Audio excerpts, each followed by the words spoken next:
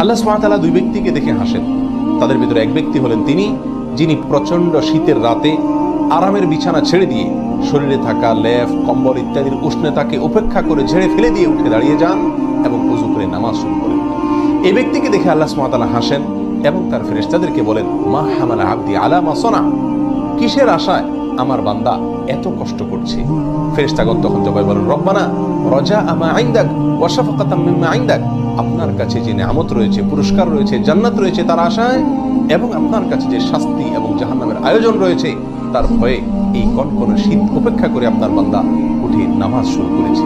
তখন আল্লাহ তাআলা ফেরেশতাদেরকে লক্ষ্য করে বলেন, ক্বাদ আতাইতুহু মা রাজা ওয়া আমানতুহু মিম্মা খাফ, তোমরা জেনে রাখো আমার বান্দা আমার কাছে যা আশা করেছে আমি তাকে তা দান করলাম, আর যে আযাব থেকে জাহান্নাম থেকে বাঁচার জন্য যার ভয়ে সে এমনটি করেছে আমি তা থেকেও তাকে নিরাপদ ঘোষণা করলাম।